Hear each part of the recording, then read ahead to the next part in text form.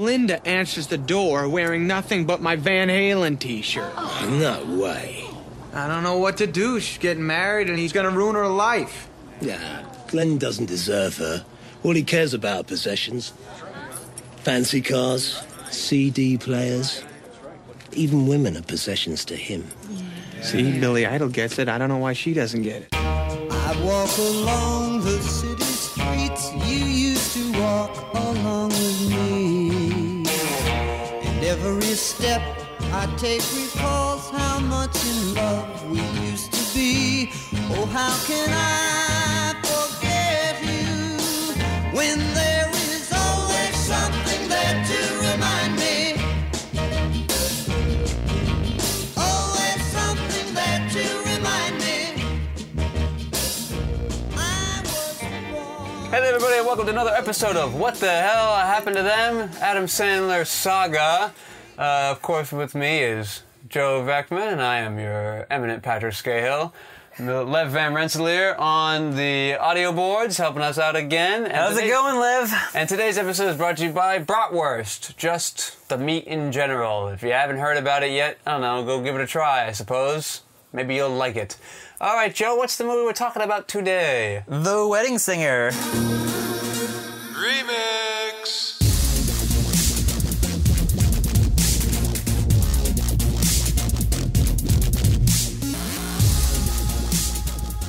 Hey everybody, and welcome back to What the Hell Happened to Them? Sandler Saga Remixed. That's right. Remix. I'm back with Joe Vecker, my co-host. I am Patrick Skeyhill. Obviously, Lev Van Rensselaer helping us out make this a much cleaner version of The Wedding Singer. Well, I guess I spoiled it. Joe, what is the movie we're doing? I believe we watched 1998's The Wedding Singer. That's right, The Wedding Singer, an episode re-recorded in September of 2015. Holy shit. Young 25-year-olds. We're ahead of our time, so to speak. So we're back to clean that up. Our audio, obviously, not a lot great if you went back and listened to that episode in companion to listening to this, as we did, Joe and I. And we're here to re-look at sort of what went right, what went wrong with our viewing last time, how we've changed our viewing since, why that may be, and so on and so forth. Joe, do you have a plot synopsis? This is a great place for you to fix the errors of your old ways. I mean, I think I gave a pretty good plot synopsis last time.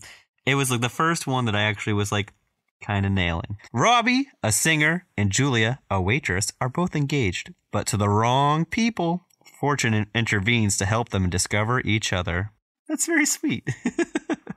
I am going to tell you, I somehow, even though it was like a streaming version of it, I watched the fucking Totally Awesome edition again, where they add the extra 5 minutes with the old lady doing the exercises outside talking to Sandler.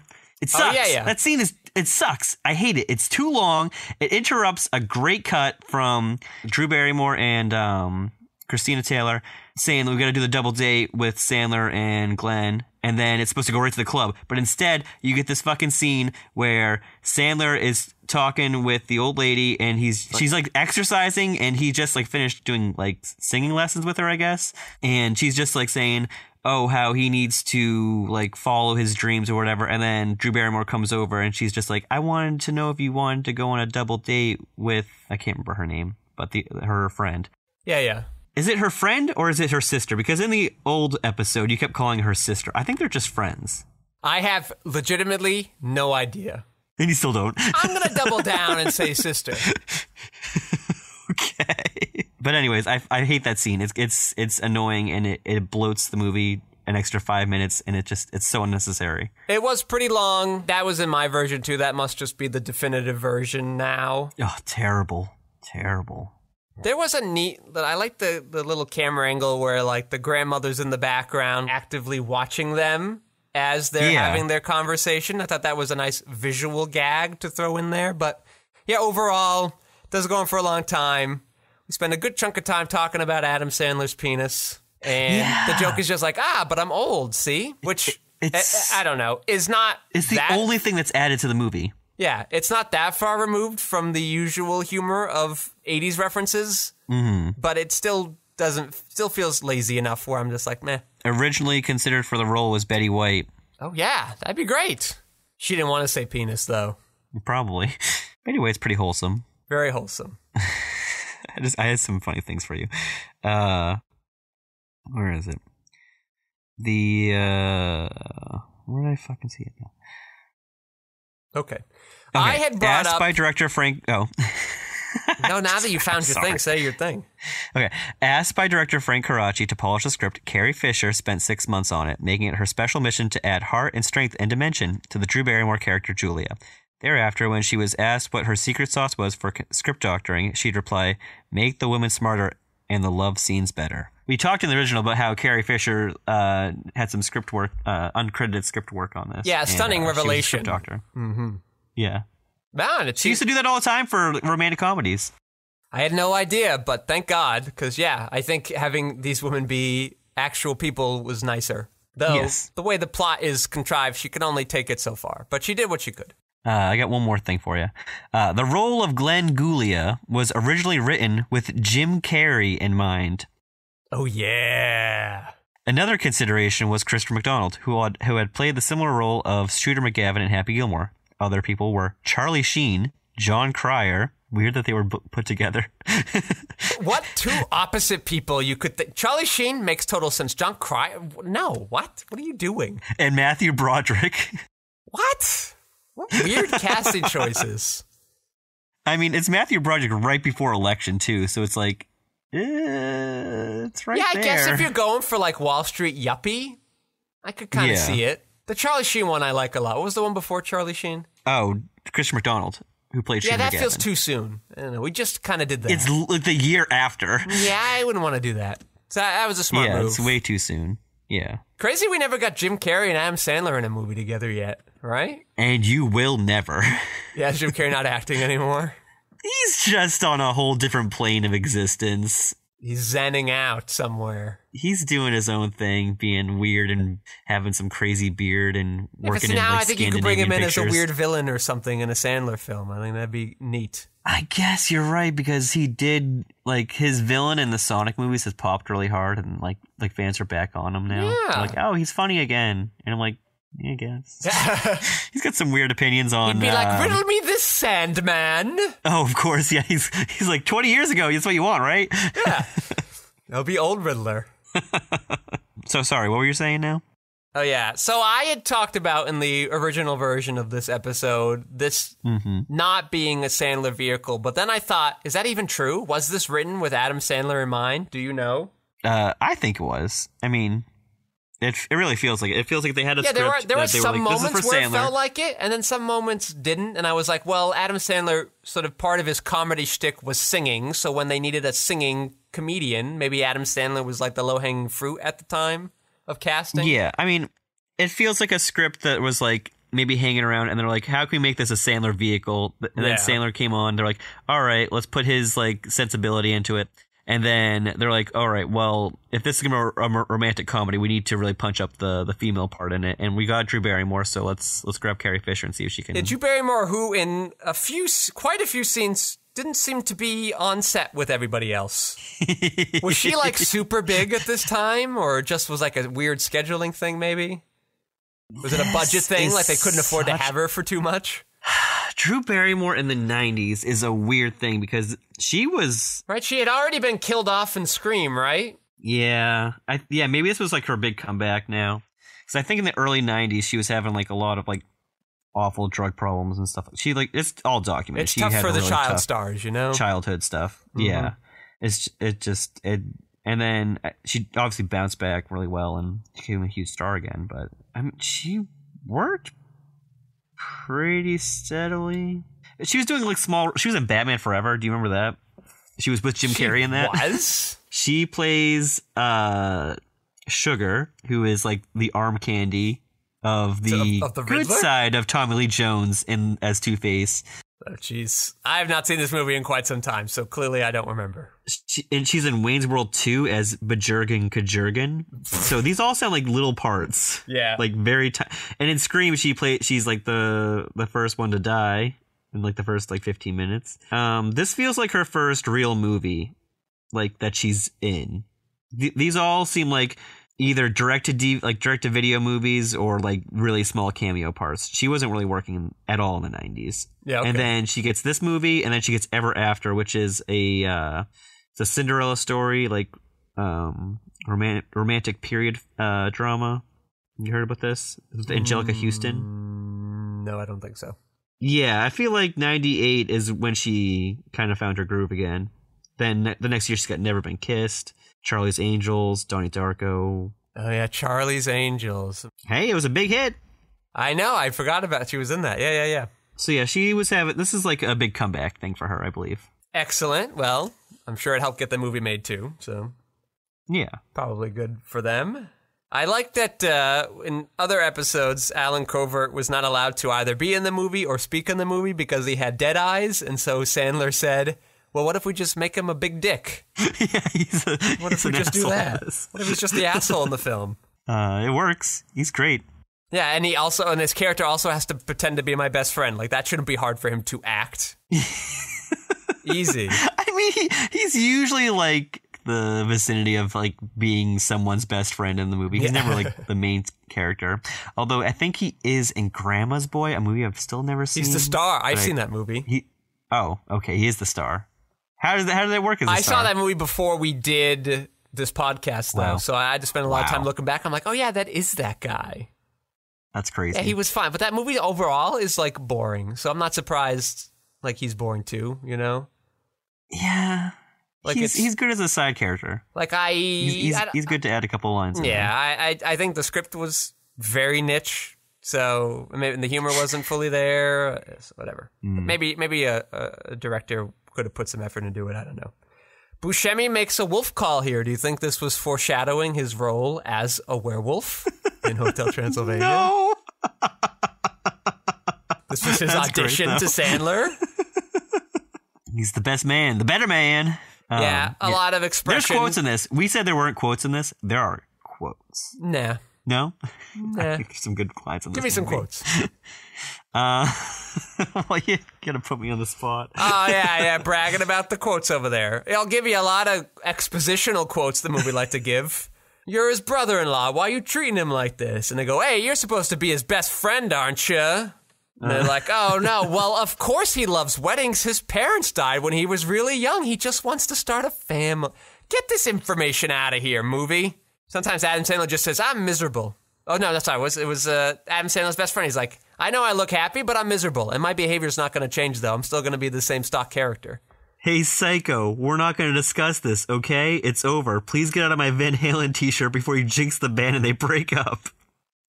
I don't even remember that line being in this movie. Did I just gloss over That's when he's yelling movie? At his ex-girlfriend. Oh, at the end, she's like, oh, are you still mad about this whole wedding thing? Yeah, this whole wedding thing. She fucking dumped him the day of their wedding. Let me tell you, quite a babe, Adam Sandler's shitty ex-fiancée.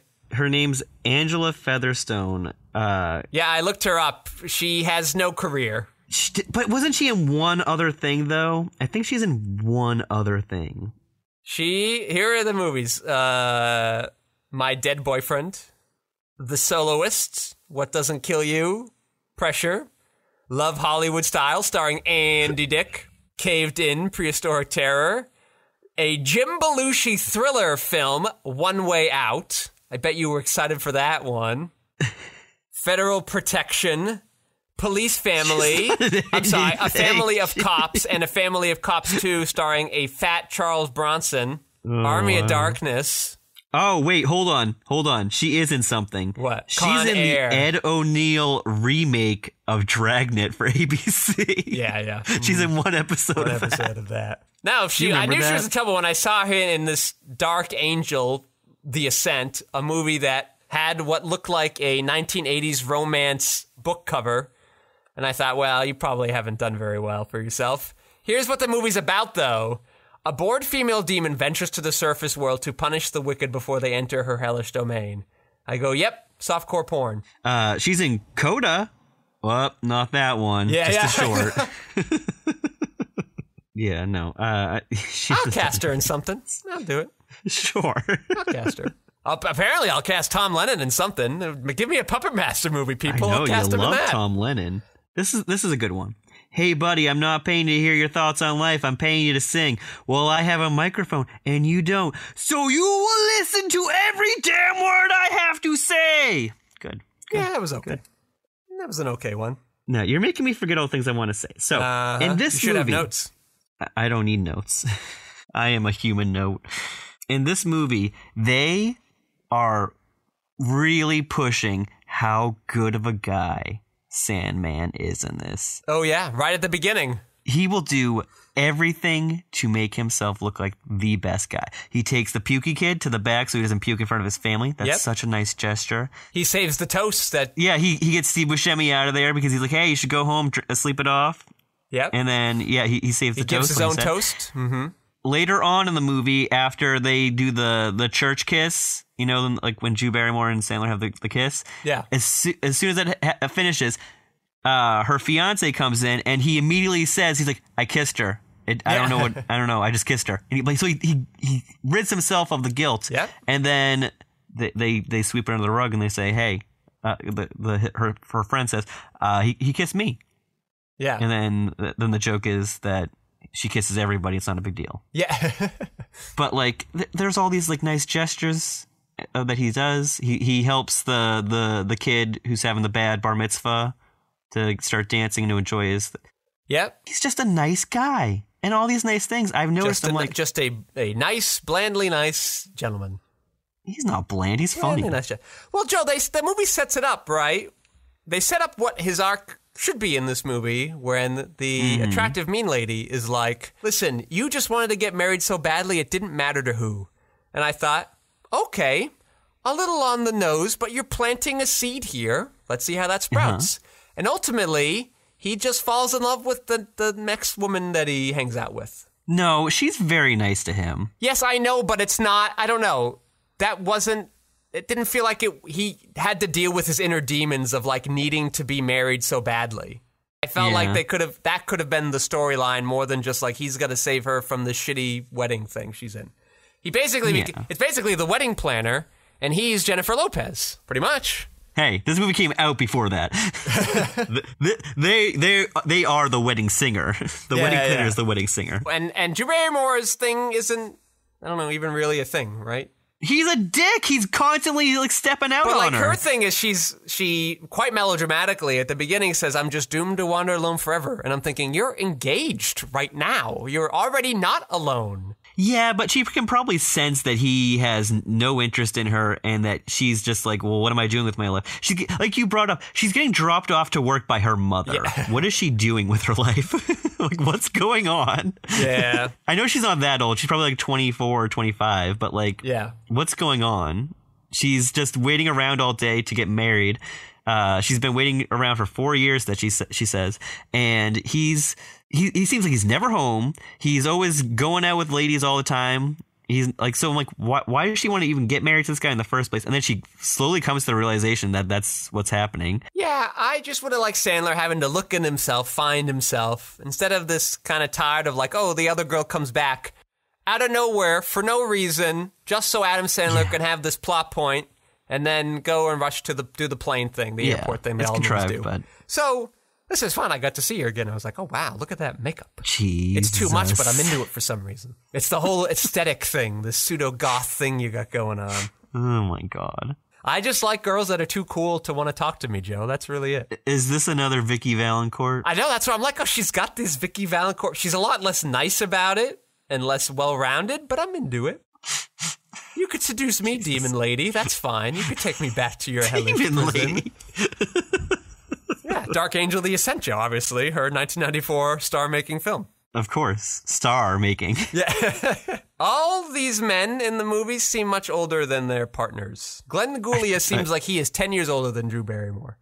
He feels like he is 15 years older than her. Do you want his age? Yeah, what is it? Who is this guy, anyway? Was he like a dude?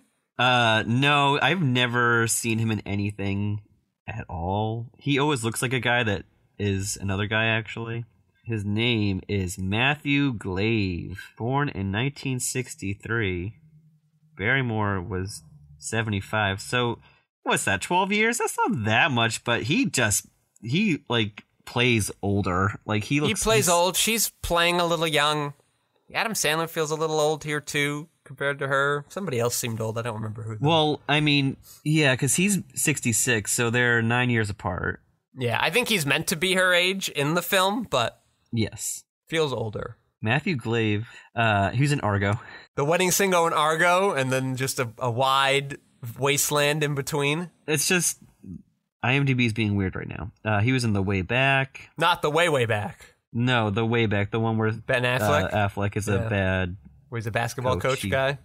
He was on Mad Men for one episode. That's cool. He's got a Mad Men face. Mad Men. Mm-hmm. Yeah, he does. He definitely does. He does a lot of fucking TV. Name a TV show that's been on the last like 20 years, and he's been on it. Well, hey, listen, he works consistently. You can't complain about that. I mean, he was on Will and Grace, ER, Crossing Jordan, The Shield, The West Wing, The Division, Las Vegas, like Cold Case, Stargate SG-1, Without a Trace, My Name is Earl, Nip Tuck, The Closer, Medium, Desperate Housewives, Criminal Minds. The guy's been on any show, CSI Miami, Suits. You remember Suits?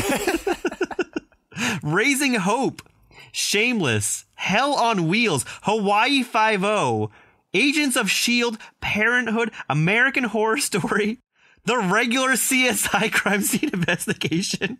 Wow. Girlfriend's Guide to Divorce. I've heard of that one. Do you remember that one? I do. I'm very impressed. I've known what all of these shows are. Yeah, Grace and Frankie. Remember Grace and Frankie? Oh, Netflix original Grace and Frankie. Netflix original. Yep. Narcos. The Mick. All 12 episodes. He was in First Man, a Giselle picture. Yeah, I remember that movie. He seems like a face for First Man, too. Yeah, I know. He actually played Chuck Yeager in that. Oh, yeah, I buy it. He's on The Rookie, Better Things. I mean, this guy still fucking works. As just a face. You know, just bland enough to be able to slot in anywhere. NYPD Blue, the same year as The Wedding Singer. He's on Jag, Diagnosis Murder, Walker, Texas Ranger. He was also on Baby's Day Out. Doogie Howser, MD. He was on an episode of Cheers. What episode? I'll have to watch that one.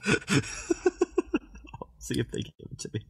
Season 11, episode 2, The Beer is Always Greener. That has to be a St. Patrick's Day episode, right? No, not at episode 2. I think somebody goes to another bar or works at another bar because they get in a fight. It's the last season, right? It's 11? The final season. I'll watch it. I'll send you a photo of him when I spot him. Thank you. Yeah. Thank you. All right, that was Matthew Glave. Everybody, welcome to this season of What the Hell Happened to Them, Matthew Glave. I don't know. What else you got to say about this? It plays good. You don't like it. I like it. I'm sorry it didn't change for you. This is a big... You like it a little more? This is a big quandary, right? Like, this is the first movie that we've remixed that I did not like, and all this is after the Stockholm Syndrome took place. Yes. So I'm like, I wonder now that I have Sandler Stockholm Syndrome, how will I view The Wedding Singer? And I still won't say I like the movie, but I am certainly not as mad at it as I was in the original take. There are jokes that aren't just 80s references. They are few and far between, but they are there. And you got really mad at the Rubik's Cube. You got mad that John Lovitz doesn't come back.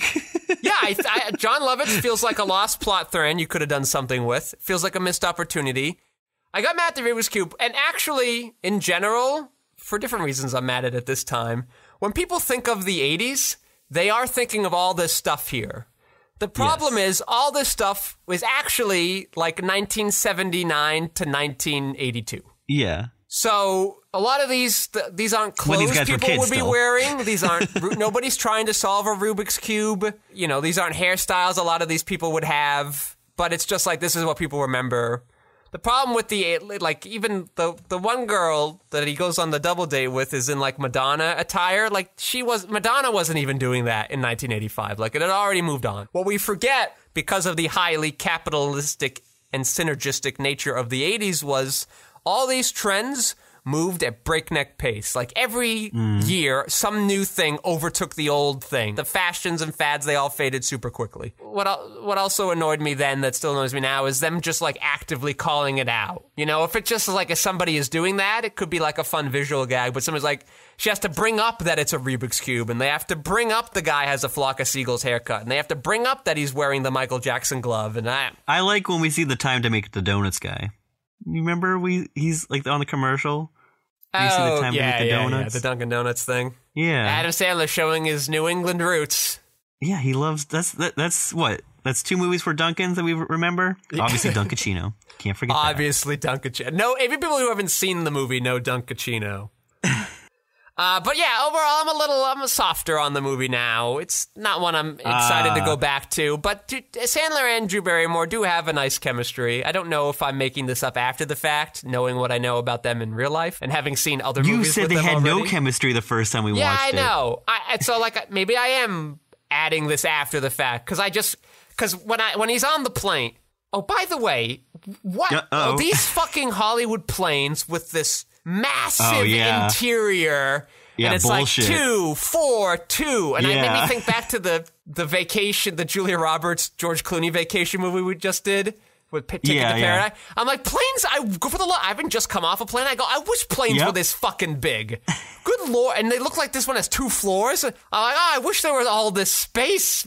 People can stand up very comfortably. Yeah, they're not even in first class because Sandler's in the first class area. Yeah, and I don't buy that first class. There's like 40 people in your first class. That's not first class. That's not happening. When he gets the towel, and he's just like, what do I do with this?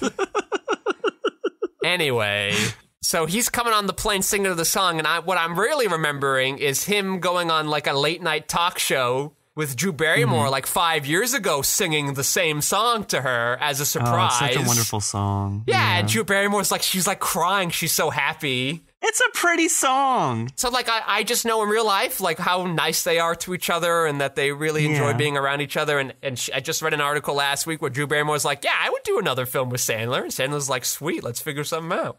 I think that maybe a lot of that weight is put on to this movie.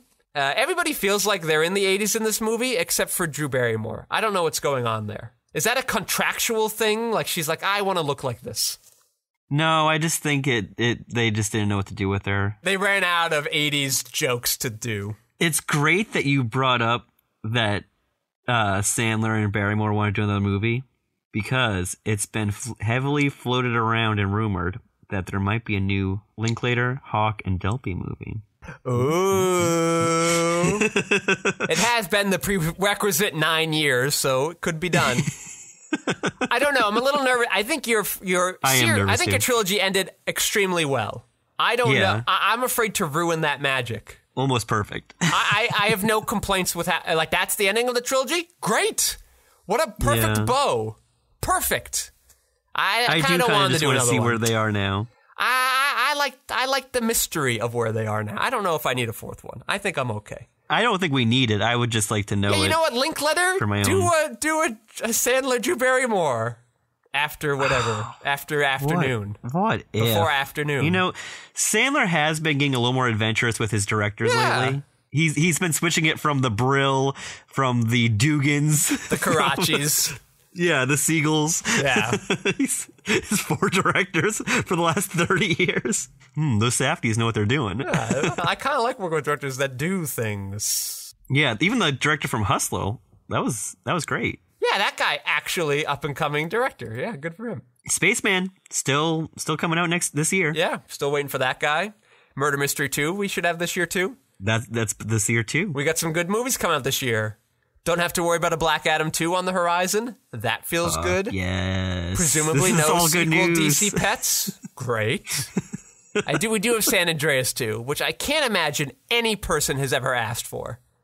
You know, I wanted to bring this up when we were talking with The Rock earlier. Black Adam was 195 and made money. Red Notice was made for 200 million. Made no money. Did not come out anywhere.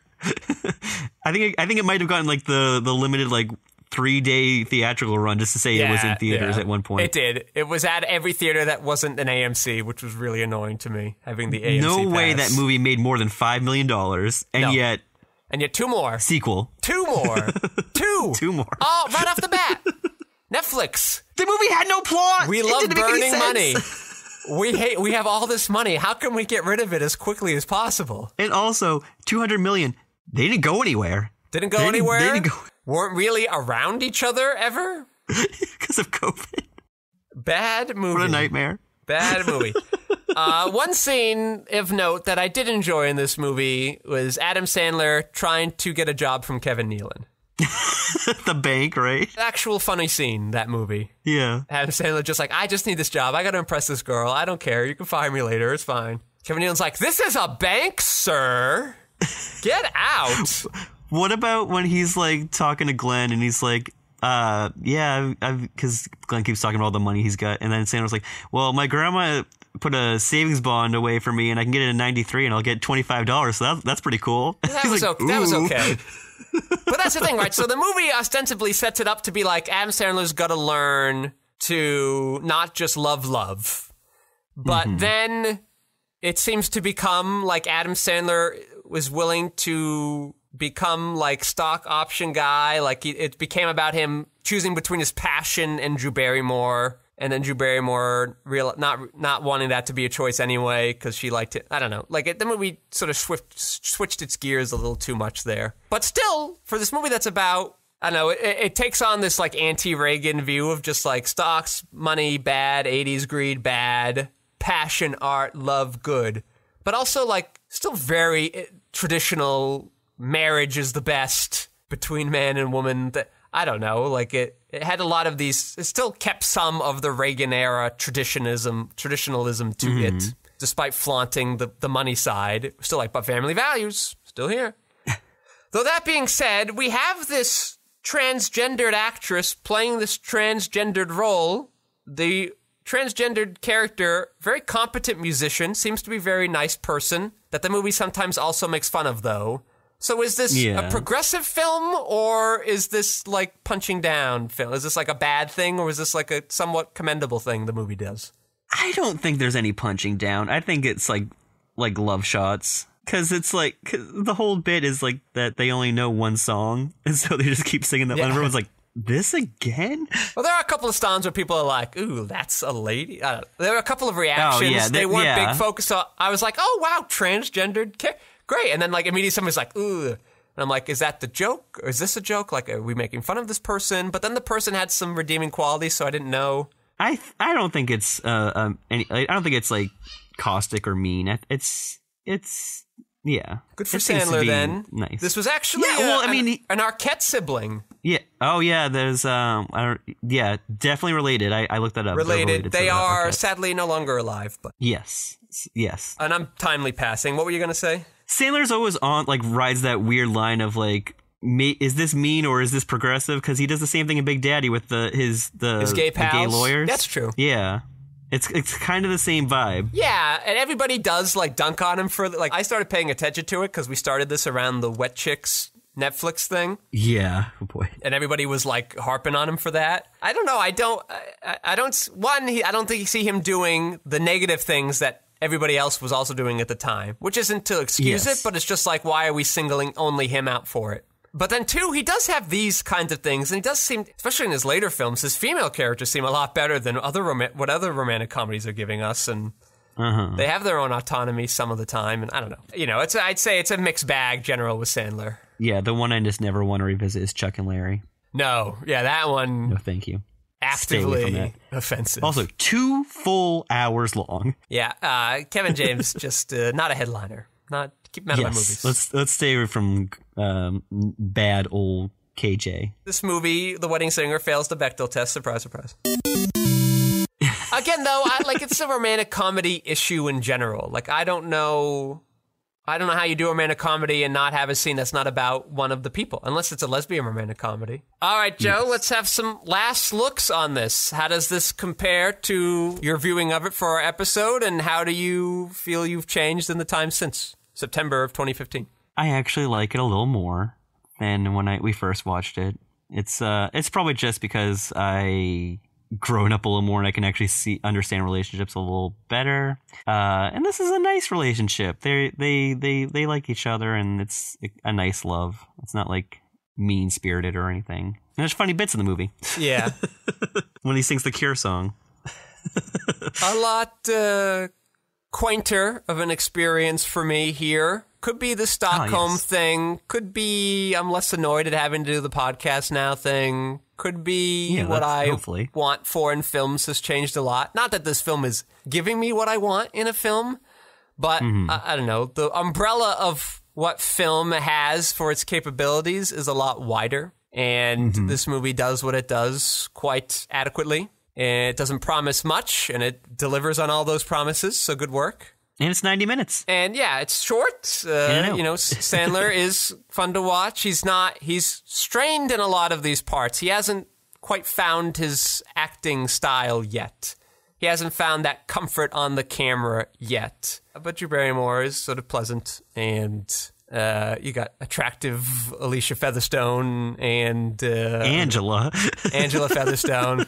Not Alicia Silverstone, different lady. No complaints other than, I guess, this old lady bit going on for too long. Yeah. Perfectly adequate Sandler rewatch. Fine film in his canon compared to other ones we've gotten. So fine, great. Yeah, so fine. 5 stars. Fine, great. There you go. I'd like to thank Lev Van Rensselaer for sitting through this one again with us. I'd like to thank Joe Vekeman for coming by for another Sandler time. Of course. I am your host, Patrick Skeyhill. You may find my features, documentaries, short films, video essays, animations, behind-the-scenes footage, and so much more at QuixoticUnited.com and social media, presumably with a similar-sounding name. Thank you all for listening. Joe, say goodnight. Good night. You left me here all alone, tears running constantly. Oh, somebody kill me, please. Somebody kill me, please. I'm on my knees. Pretty, pretty, please. Kill me. I want to die. Put a bullet in my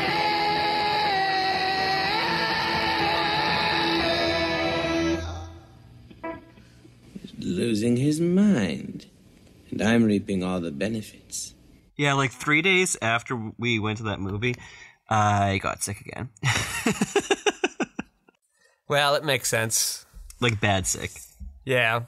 Wasn't you, it was my kid. It's just never ending in this house. But I'm fine now. I've been fine for a few days. Well, Joe, as you've noticed from my Letterboxd, I've watched a lot of bad movies recently. Yeah, what? Yeah. I mean, I don't know why. Whatever. I was on the plane, so all the Kelsey Grammer stuff was just me getting through a terrible situation because I hate planes. I don't know. I was sick this week, so I'm just like, well, let me just get through all these effing Puppet Master things. I'm almost done with them. I don't want to think too hard. But yeah, they're pretty much all bad. They're just so bad. So it was nice getting to watch L'Aventure and The Passenger and be like, oh, yes, this is what film can do. Oh, yeah. Yeah. But even like Babylon wasn't that great, and The Whale was only okay. So it was just nice being like, I think you're a real crazy. movie. Yeah, underwhelmed by Babylon upon further thoughts. Yeah. Very meh movie. That's a meh take. Meh movie. Could have been a good miniseries. Could have been a fun little HBO Max thing I would get to watch for 8 episodes, and then they cancel it and take it away forever. No more miniseries. I don't watch TV. It just would have been good. A lot of these storylines wouldn't feel like they just ended off a cliff, and I don't know. Everything felt rushed and blah, blah, blah. Bad take. Don't like it. Bad movies. Puppet Master series, mostly not great. One okay movie that it seems they're not interested. And that was annoying. So it was like a reboot, and I'm like, oh, this is kind of a cool. And then I'm looking at all the nerds are like, this isn't what Puppet Master is. Nah, this is stupid. And I'm like, have you watched the other 14 films of your franchise? This is what's doesn't stupid. it turn to like very like Aryan Nazi-is things? What had happened? So the first 2 movies were like, these puppets, whatever. They're alive and they kill psychics. Okay, the psychics are the good guys. But then it turns out people like the puppets more. So like, okay, the puppets in fact used to kill Nazis. And I go, all right, fine. And then this one, it's like, no. This time the puppets were created by the Nazis. And I go, okay, well, that seems reasonable. And everybody's like, no, the puppet masters aren't Nazis. They're not. This is stupid. They're literal Nazis. And I go, you were fighting literal Nazis. I don't know why this is dumber. God, at least Tom Lennon was bringing a little personality to your fucking dumb films. Wait, Tom Lennon shows up? Tom Lennon. That's my every film I've watched since then. My complaint has been, why isn't Tom Lennon in this Puppet Master film? Put Tom Lennon in your Puppet Master film. Because it was like mildly amusing with him, and he had a good brand of humor in here. But you know what? I looked it up. It's not the films could only be so good, Joe, because the overall budget for the 15 films is $4.5 million. For all 15 films. Wow. 15! Even more noteworthy, the Tom Lennon movie budget was $2.5 million.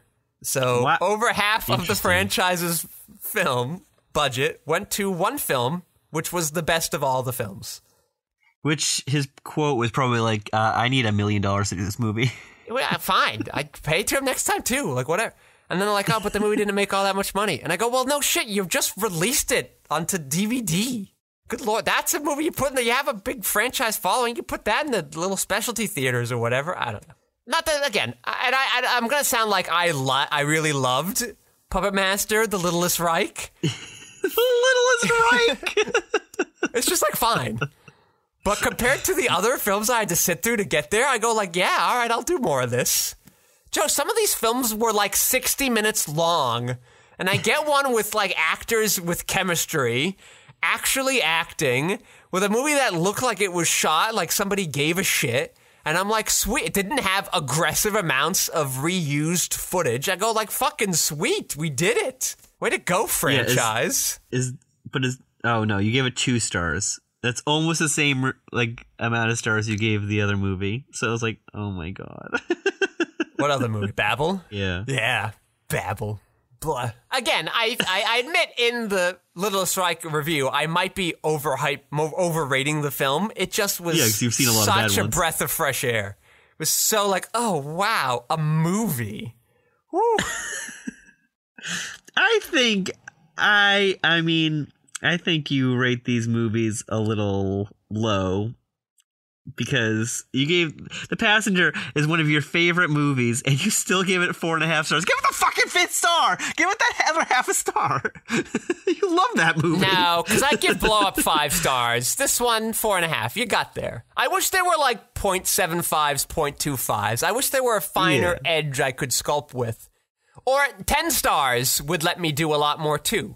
Oh, okay. I think you rate a little critically too much. I do. I want my 5s, but on the converse, I want my half stars to be like abysmal. Like you have to be like people got mad at me. I didn't give Black Adam a half star. I know the movie's really, really bad, but like it's still a movie technically. Yeah, like it still is a film. A little bit. I don't know. There's 2 Puppet Masters. I think they got half stars. They are not movies. They aren't. They just aren't. It's not there. I'm sorry to the people who made them, but you had to know, right? You had to all be aware, looking at each other, that it wasn't good. You actually rated Black Adam higher than I did. I gave it 1 star. I gave it 1.5? Oh, man. You gave it 1.5. That doesn't look good on me. You're like, this is pretty good. What do I give 1 stars to? My goodness. Jeez. I know. Yeah, I'm very careful in how I weight. I don't want to rate. I'm very careful. Yeah, for example, I gave The Wedding Singer 5 stars. Love to watch that movie. All right, well, let me invite you to the Zoom, and then we'll go into this.